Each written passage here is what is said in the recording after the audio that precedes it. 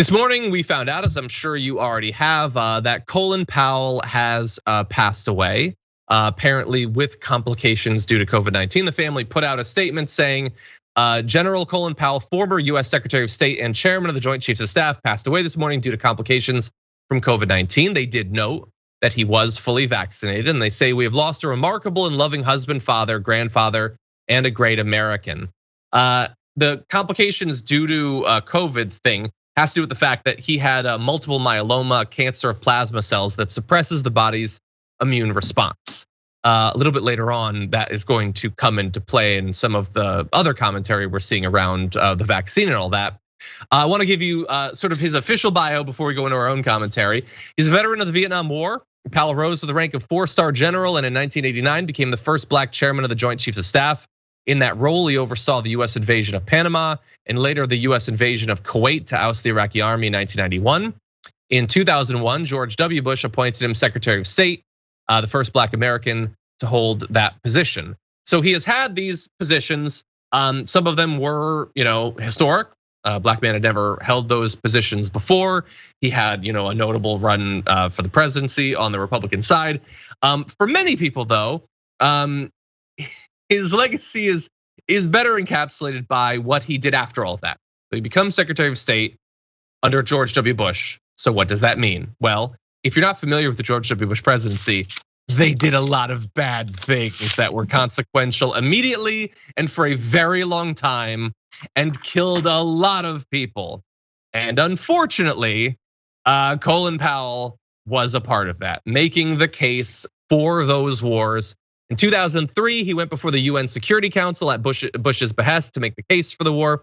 He cited faulty information claiming Iraqi dictator Saddam Hussein had secretly stashed away weapons of mass destruction. I'm sure you've seen the photos of him with the maps and the sat photos and all of that.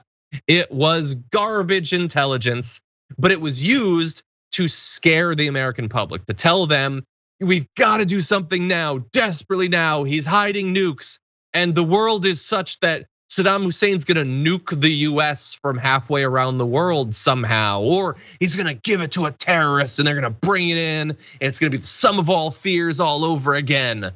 And he also said other stuff that we'll get to later on, but that was his thing. Like, he helped lie us into the war in Iraq. Or maybe you just believe that he was duped, or he didn't know how bad the intelligence was, but the net effect was he scared the hell out of a lot of people, and it helped make people, including our government, more supportive, and around the world, more supportive of this war that we should have never been involved in. Viviana, there's a lot there. I apologize. What do you think? He also helped make a lot of politicians very wealthy off that war. Very wealthy off of the blood of Americans and Iraqis and Afghanis and innocent people and children, and it's still happening today. And I hate that that's a legacy that he leaves behind, because it was really great to see a black American holding Secretary of State office. It's really impressive, and I think he probably struggled with a lot of those decisions too. I mean, you can kind of see him towards the end of his life.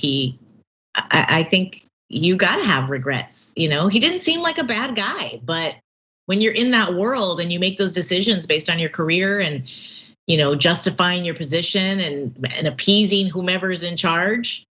Yeah. You make your bed and you lie in it. So I hope he passed with peace. I hope he maybe came to some reckoning in his mind about the decisions that he made in his life. It's sad on a day that he has passed, and so sad to be taken from COVID on top of it, already being ill, but then just getting worked over by this illness. It's just a sad thing, because this is really the state of affairs of our politics. You have people who actually probably had good intentions getting into this business, probably had good intentions to wanting to help the country, and then getting mixed up in stuff that ends up hurting a lot of people worldwide.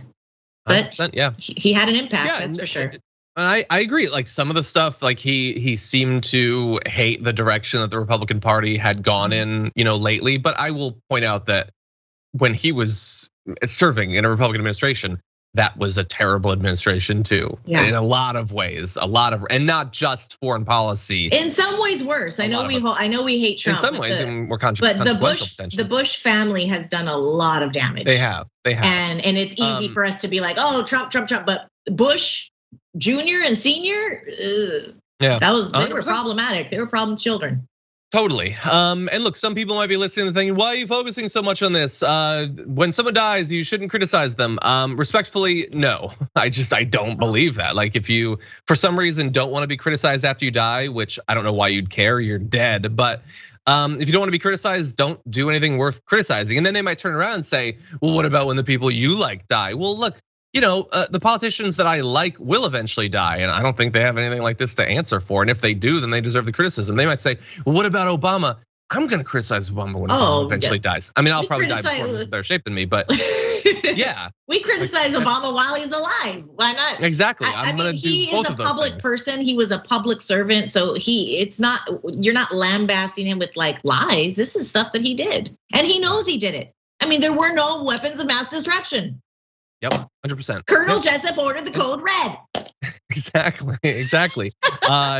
He can't handle the truth about what he did, maybe, I don't know. But anyway, look, if you want more information about his career, it's available, I'm sure. That's not, I don't see that. That being said, condolences to his family. Condolences. He of course, and everyone like a family man. He seemed like he was very tied to his community. So, obviously condolences to that. But we do have to acknowledge that he had an effect on this planet and it wasn't all good, sadly. Yeah, no, you're totally right. Now, really fast, the fact that he died despite being fully vaccinated, what do you think that did? I don't know. Do you know America? Do you know what people are gonna do with that information? Well, John Roberts, Fox News anchor, really fast, because we only have a minute. Fox News anchor John Roberts tweeted, the fact that Colin Powell died from a breakthrough COVID infection raises new concerns about how effective vaccines are long term. He later deleted it, saying it made him seem as if he was anti-vax, which he is not. But lots of people tweeted things like, this proves it doesn't help, what's the point?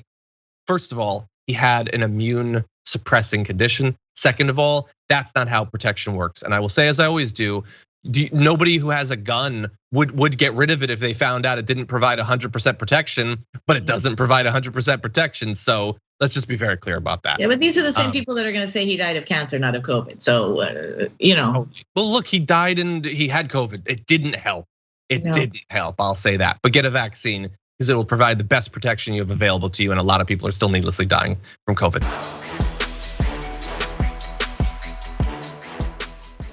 Check out the Damage Report podcast each day, wherever you get your podcasts, whether Pocket Casts or Stitcher or iTunes. You can join me as I give you the news and stories you want with a range of co-hosts and interview guests jumping in on the fun each day. Again, that's the Damage Report, wherever you get your podcasts. And if you get them at iTunes, don't forget to rate and review. Sometimes I'll read them live on the show.